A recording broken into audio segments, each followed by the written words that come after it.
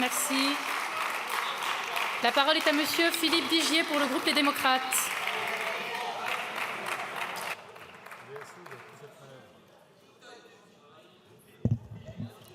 Merci Madame la Présidente, Madame la Ministre, Mesdames les Ministres, Monsieur le rapporteur Thomas Ménager, mes chers collègues. Sur des sujets aussi graves, me semble-t-il, la démagogie ne doit pas être au rendez-vous.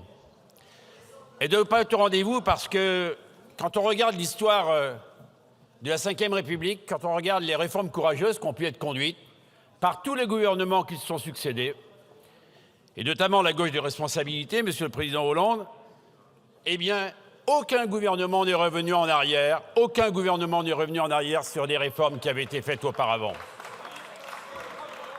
Et en fait, pour une raison simple, c'est passer les tribunes, passer les moments où, à des fins électoralistes, on est capable de vendre tout et n'importe quoi.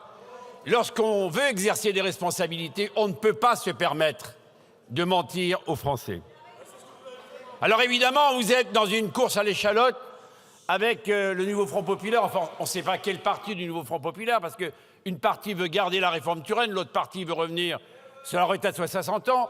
Et vous, dans un esprit de démagogie, parce que, vous voyez, j'ai regardé quand même, et c'est important, les coupures de presse, les déclarations de Marine Le Pen, de Jordan Bardella, de ceux qui se sont succédés à des tribunes.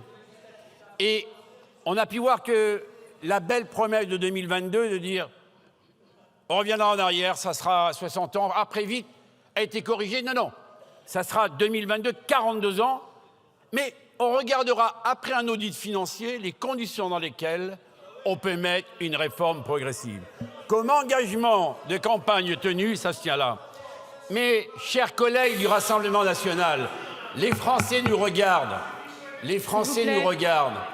Et moi, je leur dis les yeux dans les yeux que votre réforme, je leur dis les yeux dans les yeux, je vous ai écouté, et l'amabilité de m'écouter, que votre réforme, d'abord, elle est irresponsable et elle sera repoussée, mais vous savez très bien qu'au Sénat, elle n'a aucun avenir, car elle ne sera pas reprise, et que vous êtes quelque part dans une forme de compétition avec ceux qui sont de l'autre côté de l'hémicycle pour voir qui le premier décrochera la timbale. Mais non, l'esprit des démocrates que nous sommes, des hommes et des femmes de responsabilité qui disent qu'il faut regarder la situation en face, exige que l'on ne dise pas tout et n'importe quoi. Alors il n'y a pas les méchants d'un côté, ceux qui veulent faire travailler plus longtemps, et je vais y revenir, et puis les gentils, mais non, dormez, dormez, braves gens, vous partirez tous à 60 ans. J'ai repris une interview de Jordan Bardella sur RTL. Une journaliste lui disait « Mais si on démarre à 24 ans et qu'on cotise pendant 40 ans, à quel âge on partira ?» Ben 24 plus 40, ça fait 64 ans. Donc, vous dire que ça n'est pas possible. Parce qu'il y a un sujet que je vous dis avec beaucoup de gravité. C'est l'affaire de la démographie. Et la démographie ne cède pas à la démagogie, ne doit pas conduire à la démagogie, et vous le savez bien.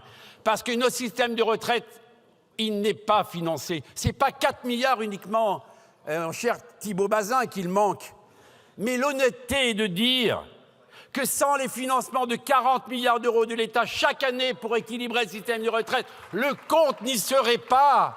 Donc, lorsque l'Institut Montaigne chiffre votre réforme à 100 milliards d'euros, eh bien, ils disent la vérité. Alors, je voudrais vous dire que si on adoptait votre texte maintenant, si on adoptait votre texte, ça serait quoi? Ça serait revenir sur toutes les avancées de 2023. Oui, les trimestres de maternité pour les femmes, nous les avons portés avec les démocrates. Oui, pour les pompiers, où hier une question a été posée au gouvernement. Mesdames les ministres, bientôt arrivent les Sainte-Barbe, que l'on dise dans toute Sainte-Barbe que les pompiers qui font un métier difficile, on puisse leur apporter ces trimestres complémentaires. Là, porter l'exigence. Mais vous ne pouvez pas porter la démagogie là où la responsabilité nous conduit. Alors nous disons, pour terminer, que notre réforme, la vraie réforme, vous l'avez très bien dit, Madame la ministre du Travail, la retraite, c'est une phase de la vie. C'est aussi le temps choisi. Moi, je pense aux métiers les plus difficiles, à l'aide ménagère, à l'aide soignante qui, ce matin, a relevé 7, 8, 10 personnes et qui doit partir plus tôt. Mais pour partir plus tôt, chers collègues, Corbière, Il y en a qui veulent travailler plus tard. Laissons la liberté, laissons la retraite à point, laissons celles et ceux qui ont un profil de carrière différent le vivre comme ils le vivent. Et que l'homogénéité ne conduit nulle part. Alors en responsabilité, le groupe démocrate votera contre votre texte et vous savez pourquoi. Merci Monsieur Vigier. Et nous poursuivons. La parole est à Monsieur François Gernigon pour le groupe Horizon et Indépendants.